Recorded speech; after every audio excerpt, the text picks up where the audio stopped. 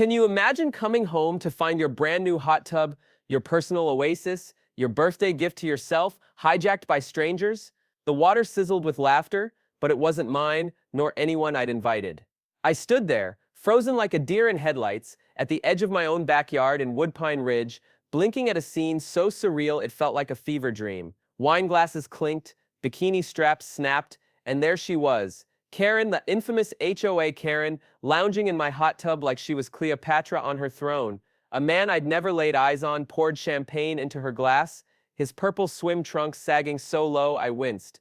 She caught my stare, raised her glass with zero shame, and chirped, "Oh Sam, you're back. Isn't it just fabulous how lucky we are to have this communal hot tub for the neighborhood?" My hands clenched so tight my knuckles turned white. I hadn't even dipped a toe in it yet. That hot tub was my pride and joy, now defiled with spilled margaritas and Karen's lavender-painted foot floating smugly over the temperature sensor. Right then, I knew this woman needed a lesson she'd never forget. Oh, and I had the perfect, gloriously scientific prank up my sleeve. Let's rewind 3 weeks, shall we? I was basking in suburban bliss, or so I thought. I'd moved to Woodpine Ridge for its quiet charm, low crime rate, and promise of peace. My name's Sam, software developer, introvert, and as it turns out, a master of deliciously passive revenge. I'm also apparently the last guy on Earth who believes privacy is still a thing. I'd poured my heart into creating my dream hot tub, 2 months of researching, customizing, and installing heated jet streams, LED mood lighting, and a Bluetooth speaker system that could serenade me with smooth jazz before I even stepped in. Tucked behind privacy fencing, it was perfectly within my property lines, which I'd paid extra to have surveyed just to keep HOA nonsense at bay. For one glorious moment, I believed I'd crafted my own sanctuary. Oh, how wrong I was. That bubble burst the day Karen strutted over for her so-called routine inspection. Picture her visor tilted, clipboard in hand, chewing gum like it had personally insulted her. She stopped at my fence, peered through a crack like a nosy hawk, and let out a hum so disapproving it could curdle milk. "Lovely addition, Sam," she said, her voice dripping with that fake politeness that screams judgment. "Technically, outdoor installations like this should go through HOA review, but I'll let it slide. This time." Can you believe the audacity? I calmly reminded her that the HOA had zero jurisdiction over private amenities behind my fence, a fact she knew full well. She flashed a creepy little smile, scribbled something on her clipboard, and sauntered off. That was my first red flag. The second? Her offhand remark about how communal spirit matters and neighbors should share resources. Share my hot tub? Over my dead body. 2 days later, I came home to a sight that made my stomach drop, fresh footprints in the wet concrete near my hot tub, not from construction. Oh no, these were new. I checked my backyard camera, and what did I see? Cheryl and Doug, a couple from down the street, scaling my locked gate in broad daylight, their robes flapping like they were auditioning for a suburban ninja movie. I called Karen immediately, my blood boiling. She answered with the smugness of royalty dismissing a peasant. "Oh yes, that was me," she admitted, not a shred of remorse. "I told Cheryl and Doug they could try it out. I thought you wouldn't mind, sharing builds community." "Sharing?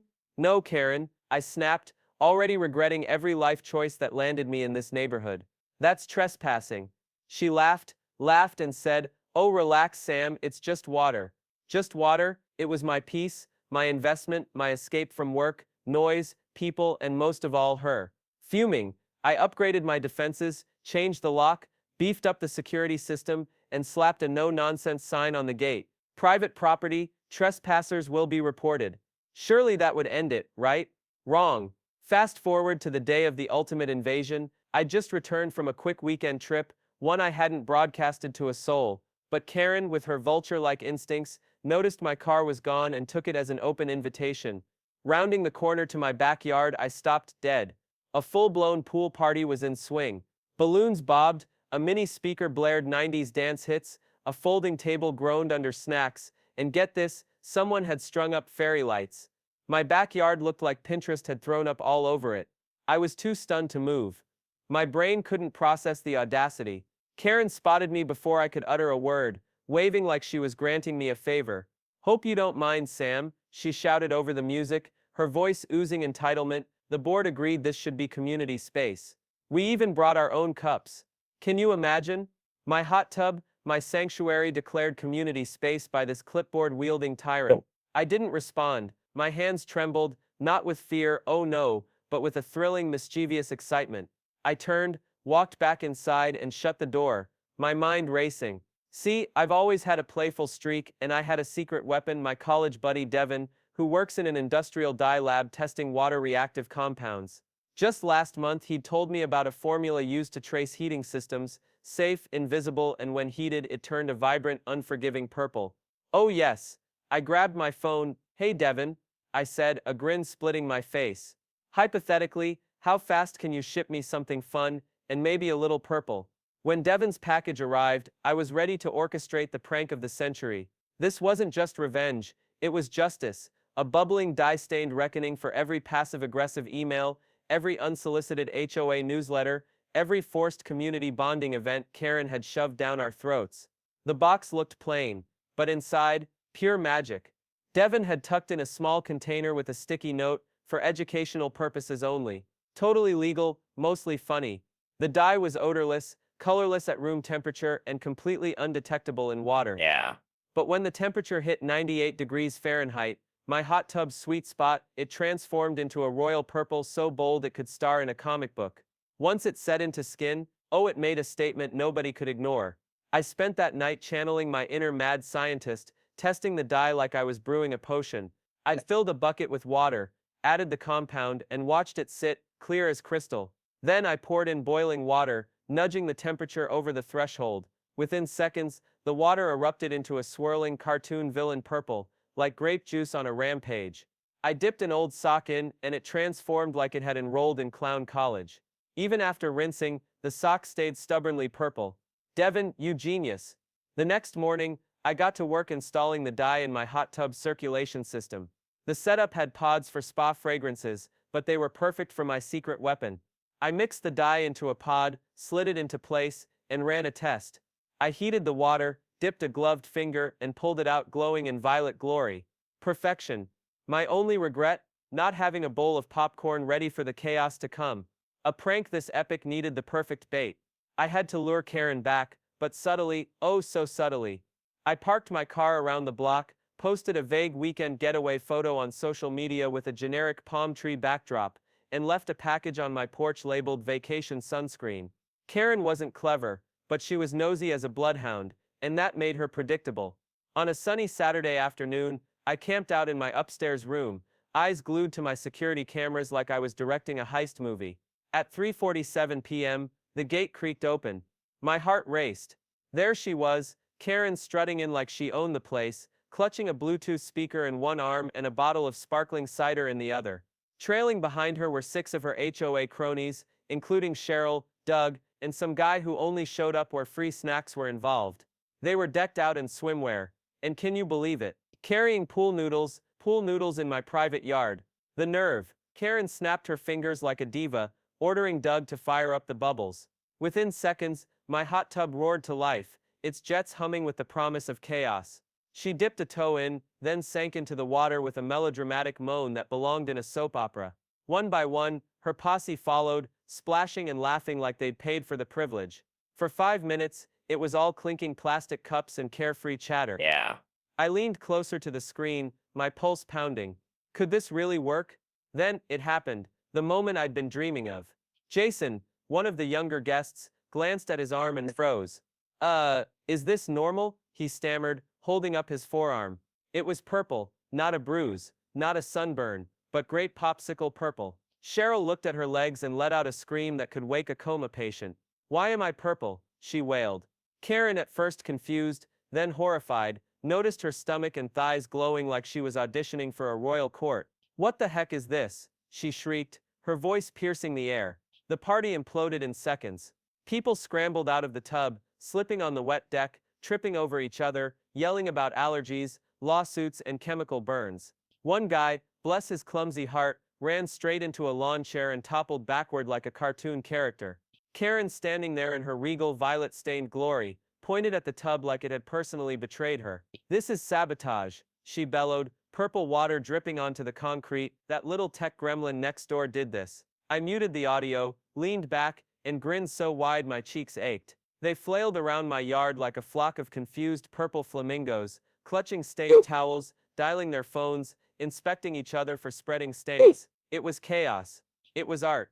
And best of all, it was all captured on my security cameras. Every glorious second. As the purple parade finally shuffled out, still bickering, I backed up the footage to the cloud, just in case. By nightfall, the neighborhood group chat was on fire. Memes flooded in, someone photoshopped Karen's face onto Grimace from McDonald's. Another wrote a poem called The Lavender Menace. I stayed silent, letting the internet do its thing. By Sunday, the gossip had spread to the next development over. Neighbors I hadn't spoken to in months texted me, one offering to buy me dinner just to hear the full story. Karen, true to form, didn't take this lying down. On Monday, she filed an HOA complaint, accusing me of chemical warfare and creating a hostile environment. She demanded an emergency board meeting. Was she serious? I wasn't worried. I had evidence, receipts, and the moral high ground. At a quiet barbecue months later, with the sun dipping behind the trees, a new neighbor leaned over, eyes wide. Is it true? Karen turned completely purple. I chuckled, poured myself a drink, and said, only from the neck down. We laughed, clinked glasses, and as I glanced at my hot tub, quiet, clean and undeniably mine, I felt a wave of satisfaction. Peace had returned to Woodpine Ridge. Purple peace, that is. Oh, can you believe the gall of some people? There I was, heart pounding, watching my security cameras like a hawk, when Karen, yes, that Karen, the HOA tyrant of Woodpine Ridge, snapped her fingers like a queen commanding her court, ordering Doug to crank up the bubbles in my hot tub. Within seconds, the jets roared to life, filling my backyard with the hum of betrayal. Karen, with all the arrogance of a reality TV star, dipped her perfectly manicured toe into the water, then sank in with a moan so dramatic, it could have been ripped from a luxury spa commercial. One by one, her posse followed, Cheryl, Doug, and a handful of HOA cronies, splashing and laughing like they owned the place. For 5 glorious minutes, it was just clinking plastic cups, carefree chatter, and the kind of entitlement that makes your blood boil. I leaned closer to my screen, holding my breath, my pulse racing. Would my plan actually work? Then, oh, it happened. Gloriously, spectacularly. Jason, one of the younger guests, blinked at his arm in confusion. Is this normal? He stammered, holding up his forearm, now a vibrant grape popsicle purple. Cheryl let out a scream that could shatter glass, staring at her legs. Why am I purple? She wailed, her voice piercing the air. Karen, at first baffled, then horrified, noticed her stomach and thighs glowing like she'd been dipped in royal paint. What the hell is this? She shrieked, her eyes wide with panic. The party unraveled faster than a cheap sweater. People scrambled out of the tub, slipping on the wet deck, tripping over each other, yelling about allergies, lawsuits and chemical burns. One poor guy, bless his clumsy soul, ran smack into a lawn chair and toppled backward like he was in a slapstick comedy. Karen, standing there in her regal violet-stained glory, dripping purple water onto the concrete, pointed at the tub like it had personally insulted her. This is sabotage, she screeched, her voice echoing through my backyard. That little tech gremlin next door did this. I muted the audio, leaned back in my chair, and grinned so hard my cheeks ached. They flailed around my yard like a flock of confused purple flamingos, clutching stained towels, frantically dialing their phones, inspecting each other for spreading stains. It was chaos. It was art. And best of all, every glorious second was captured on my security cameras, ready to immortalize their downfall. As the purple parade finally shuffled out, still bickering like a reality show cast, I backed up the footage to the cloud, my heart soaring with satisfaction. By nightfall, the neighborhood group chat was ablaze. Memes flooded in. Someone photoshopped Karen's face onto Grimace from McDonald's. Another penned a hilarious poem titled The Lavender Menace. I stayed silent, letting the internet work its magic. Why add fuel when the fire was already raging?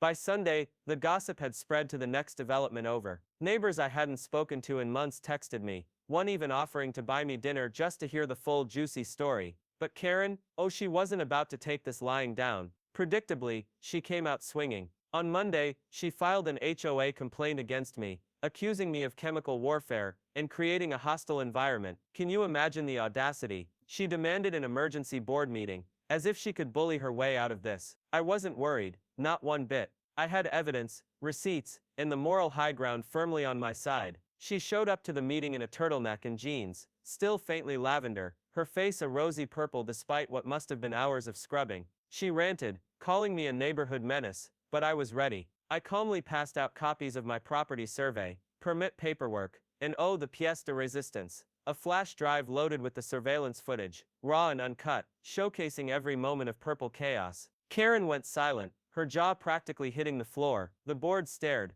dumbfounded. Someone let out a quiet chuckle, and I knew right then, the tide had turned. I'd turned her trespassing party into the punchline of the century, and oh was I just getting warmed up. The neighborhood buzzed like a beehive after the incident.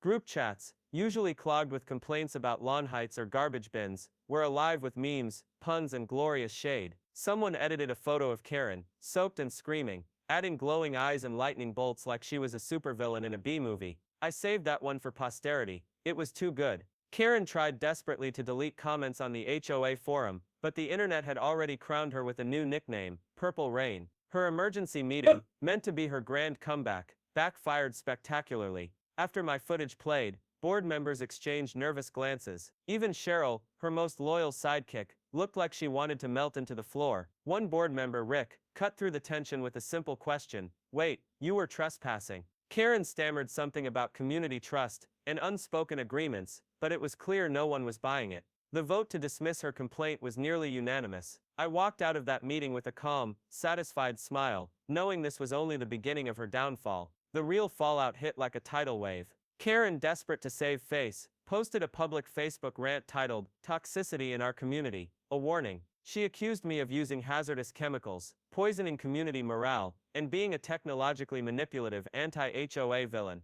Oh please, neighbors tore her apart in the comments, demanding proof and questioning why she was in my hot tub in the first place. Edith, a sassy older resident, delivered the ultimate burn. "So we just walk into each other's homes now? I called dibs on your fridge, Karen." That comment racked up over 200 likes in under an hour. But Karen wasn't done. She doubled down, filing a complaint with the county health department, claiming my hot tub was a biological hazard. A confused inspector showed up at my door, clipboard in hand. I explained everything. The dye was non-toxic, legally purchased, and used as a deterrent, not a trap. I handed over Devon's chemical safety data, and the inspector chuckled, saying he'd file it under neighborly nonsense. He even mentioned a prior complaint about Karen's unauthorized food services at an HOA event. Her overreach had backfired, opening her own shady behavior to scrutiny. Oh, the irony. That night, an anonymous message from an HOA board member slid into my inbox, pointing me to event fund records. My jaw dropped as I opened the spreadsheets.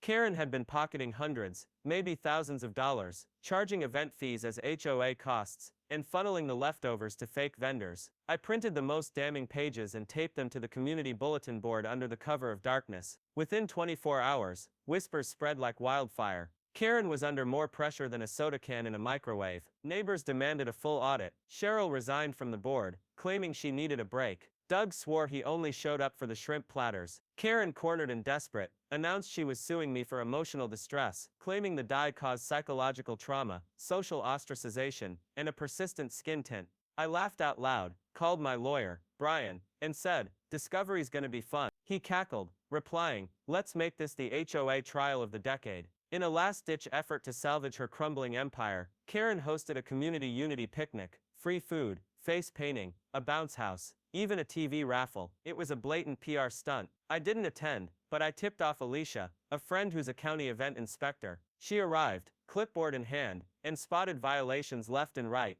improper food storage, no hand-washing station, a bounce house dangerously close to electrical cords. By the time the cotton candy machine sputtered out, and the raffle table collapsed under shoddy prizes, Alicia had called in backup inspectors. The picnic fizzled, guests drifted away, sensing the awkwardness. Karen tried to spin it as sabotage, hinting at a coordinated campaign by tech-savvy residents. Nobody bought it. The board, now down 2 members, called for a financial audit. The documents I'd circulated were now under official review, revealing fake invoices, overstated expenses, and checks to non-existent vendors. Karen had been using HOA funds to pay for her dry cleaning and her cousin's landscaping business. It was sloppy, obvious, and now public. The neighborhood's mood shifted from amusement to quiet rage. Homeowners started organizing without Karen, whispering about replacing the entire board. A petition circulated. I signed it under my dog's name for kicks. Karen posted a video on the HOA website, stiffly reading a script, claiming innocence and blaming disruptive residents. Her faintly purple fingers fidgeted with her note card. Oh, the poetic justice. Then the local news caught wind, running a segment called Trouble in Woodpine Ridge, when the HOA goes too far, complete with dramatic music and a slow zoom on Karen's front door. I watched it 3 times, grinning like a kid on Christmas. My lawyer, Brian, was having a blast preparing for the lawsuit, filing a counterclaim for trespassing, harassment, defamation, and punitive damages. Alicia submitted an affidavit about the unpermitted picnic, tightening the noose. Karen had no clue how bad it was about to get. The courthouse day arrived, and I walked in wearing my sharpest navy suit, calm but ready to throw down. Karen, in a beige pantsuit that screamed "I'm harmless," avoided my gaze like I was Medusa. Her lawyer, who looked like he got his degree from a sketchy website, called the DI a malicious foreign agent, and my backyard a psychological trap. Brian leaned over and whispered, "Didn't realize you were a Bond villain." I bit back a laugh. Karen's testimony was a train wreck. Her fake tears cracked, and when she claimed she didn't know the tub wasn't public, someone in the back let out a snort.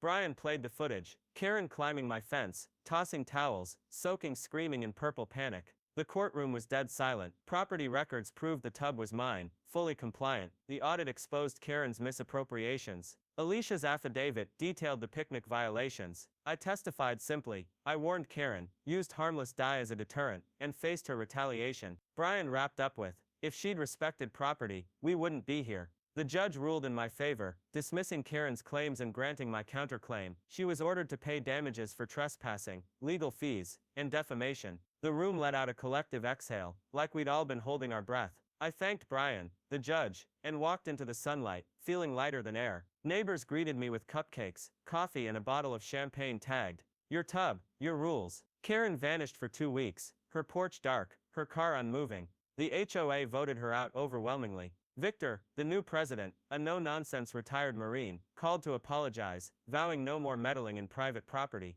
I kept the dye pot in a glass container, labeled "break in case of emergency." It became a neighborhood legend. Months later, at a cozy barbecue, a new neighbor leaned in, eyes sparkling. "Is it true Karen turned completely purple?" I grinned, poured a drink, and said, "Only from the neck down." We laughed, toasted, and as the sun sank behind the trees, I glanced at my hot tub, quiet, clean, and undeniably mine. Peace had returned to Woodpine Ridge. Purple peace, baby.